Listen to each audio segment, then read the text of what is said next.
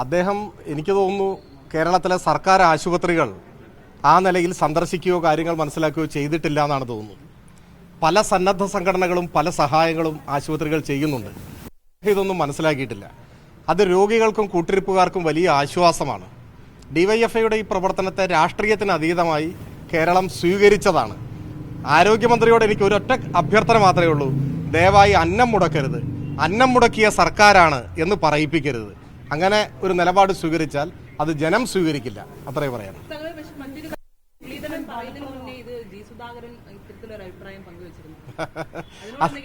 അദ്ദേഹം, നിങ്ങൾ ഈ പറഞ്ഞ ആൾ, ഈ ഡിവൈഎഫ്ഐയുടെ പൊതിച്ചോറ് വിതരണത്തെ ഏറ്റവും ഉദാത്തമായ പ്രവർത്തനം എന്ന നിലയിൽ വിലയിരുത്തുകയും അതിനെ മുക്തകണ്ഠം പ്രശംസിക്കുകയും ചെയ്തതാണ്.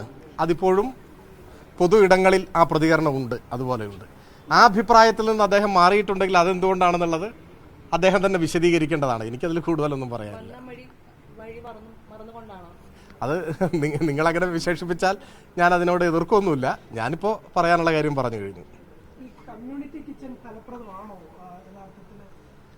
അല്ല, ഞാൻ ചോദിക്കട്ടെ, അത് ഇപ്പോൾ അദ്ദേഹം അങ്ങനെ തുടങ്ങുമെന്ന് പറഞ്ഞിരിക്കുകയാണല്ലോ.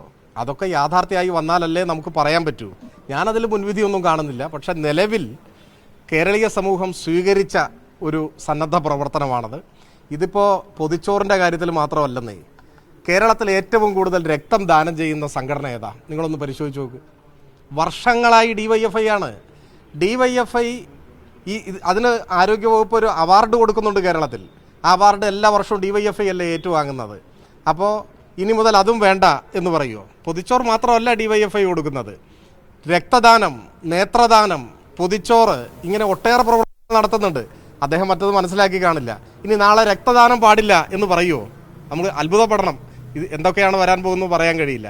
ഇനി കേരളത്തിൽ ഏറ്റവും കൂടുതൽ പരിസ്ഥിതി സംരക്ഷണ പ്രവർത്തനങ്ങൾ നടത്തുന്ന സംഘടനയ്ക്ക് ഒരിക്കലും ഒരു അവാർഡ് കൊടുക്കാൻ തീരുമാനിച്ചു.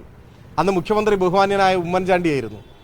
അന്ന് പരിസ്ഥിതി സംരക്ഷണ പ്രവർത്തനങ്ങൾ സംബന്ധിച്ച് അദ്ദേഹത്തിൻ്റെ കീഴിലുള്ള വകുപ്പ് ഒരു പരിശോധന നടത്തിയപ്പോൾ അതിന് തിരഞ്ഞെടുക്കപ്പെട്ട സംഘടന ഡിവൈഎഫ്ഐ ആയിരുന്നു. ആ അവാർഡും ഏറ്റുവാങ്ങിയ സംഘടനയാണ് ഞങ്ങളുടേത്.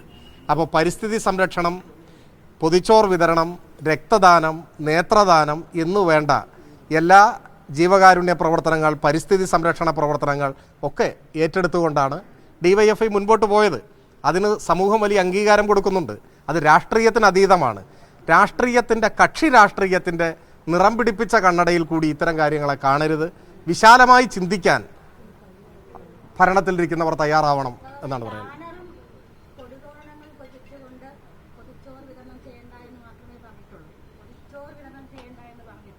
അദ്ദേഹം മറ്റേ ബാനറും കൊടിയൊന്നും ഇല്ലാതെയാണോ പൊതിച്ചോറ് കൊടുക്കുന്നത്?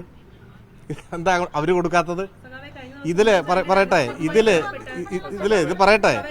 ഈ കൊടിയും ബാനറും എല്ലാം പിടിച്ചിട്ടല്ല എല്ലാ ആശുപത്രികളിലും വിതരണം ചെയ്യുന്നത്. ചില പ്രത്യേക സന്ദർഭങ്ങളിൽ ആ സംഘടന ഇതിനോടനുബന്ധിച്ച് 1000 ദിവസം പൂർത്തിയാവുന്നു, 5 വർഷം പൂർത്തിയാകുന്നു. ഇത്തരം ഘട്ടങ്ങളിലെല്ലാം ചില ചടങ്ങുകൾ നടക്കുന്നുണ്ടാവും. അതിലായിരിക്കും ഇങ്ങനെയെല്ലാം ഉള്ളത്. അതിനെയൊന്നും ഇങ്ങനെ വികൃതമായി ചിത്രീകരിച്ച് പറയാൻ പാടില്ലാത്തതാണ്. അനുസ്മരണവുമായി ബന്ധപ്പെട്ട് മെഡിക്കൽ കോളേജുകളിൽ ഇത്തരത്തിൽ ഭക്ഷണ വിതരണം നടക്കുന്നുണ്ടായിരുന്നു. ശരിക്കും നല്ലൊരു കാര്യം തന്നെയാണ്. പക്ഷെ ആ ഒരു സാഹചര്യത്തിലും ഇത്തരത്തിൽ ഈ കൊടികളും ഈ ബാനറുകളും ഒക്കെ ഉണ്ടായിരുന്നു. മാത്രമല്ല, ചേർത്ത് ഇപ്പോൾ ഡിവൈഎഫ്ഐ സംസ്ഥാന വ്യാപകമായി ചെയ്യുന്നത് പോലെ അല്ലെങ്കിലും മറ്റ് ചില സന്നദ്ധ സംഘടനകൾ കേരളത്തിലെ പ്രാദേശികമായിട്ടുള്ള താലൂക്ക് ആശുപത്രിയിൽ കൊടുക്കുന്നുണ്ട്. ചില സേവാഭാരതിയുടെ സംഘടനകൾ, ഇതുപോലെ കോൺഗ്രസിന്റെ സംഘടനകൾ തന്നെ ഈ നെയ്യാറ്റിൻകരയിലേക്ക് പ്രാദേശികമായി കൊടുക്കുന്നത്. അങ്ങനെ സംസ്ഥാനത്ത് വ്യാപകമായി കൊടുക്കുന്നത്. അതൊന്നും അറിയാതെയാണോ കെ മുരളീധരൻ പൂർണ്ണമായി ഇതിനെ നിരാകരിക്കുന്നതെന്നൊരു ചോദ്യം കൂടിയോ? എനിക്ക് ന്യായമായ സംശയമുണ്ട്. അതാണ് ഞാൻ തുടക്കത്തിൽ പറഞ്ഞത്. അദ്ദേഹം കേരളത്തിലെ സർക്കാർ ആശുപത്രികൾ സന്ദർശിച്ച് കാര്യങ്ങൾ മനസ്സിലാക്കണം. അദ്ദേഹം മനസ്സിലാക്കിയിട്ടില്ല എന്ന് നമ്മൾ സംശയിക്കുന്നത് നിങ്ങളിപ്പോൾ ചൂണ്ടിക്കാണിച്ച കാര്യം ഉൾപ്പെടെയുള്ള കാര്യം കൊണ്ടാണ്. അപ്പോൾ അദ്ദേഹത്തിന് കാര്യങ്ങൾ മനസ്സിലാക്കാൻ കഴിയും. ഇത് ഏതെങ്കിലും കക്ഷി രാഷ്ട്രീയ പ്രശ്നമല്ല. ഇത് കേരളത്തിലെ സാധാരണക്കാരായ സർക്കാർ ആശുപത്രിയിൽ ചികിത്സ തേടിയെത്തുന്ന ജനങ്ങളെല്ലാം സ്വീകരിച്ച, അവർക്ക് വലിയ ആശ്വാസമായിട്ടുള്ളൊരു കാര്യമാണ്. ഡിവൈഎഫ്ഐ അല്ലാതെ ആരെങ്കിലും ചെയ്താൽ ഞങ്ങളതിനെ സ്വാഗതം ചെയ്യുകയാണ് ചെയ്യുക. ഇത്തരം പ്രവർത്തന രംഗത്തേക്ക് യുവജന സംഘടനകളൊക്കെ കടന്നു വരണം എന്നാണ് ആഗ്രഹം. നിർഭാഗ്യവശാൽ അവരുടെ കൂടെയുള്ള യുവജന സംഘടനകളെ ഇതിലൊന്നും കണി കാണാൻ കിട്ടുന്നില്ല. ഒരുപക്ഷെ അതിലുള്ള ഇച്ഛാഭംഗമോ അസൂയയോ ഒക്കെ ആയിരിക്കും. പക്ഷെ ഒരു മന്ത്രി ഇങ്ങനെ അസൂയക്കാരനും അന്നം മുടക്കിയൊന്നും ആകാൻ പാടില്ല. അങ്ങനെ ആയാൽ നമ്മുടെ സമൂഹം അത് സ്വീകരിക്കില്ല.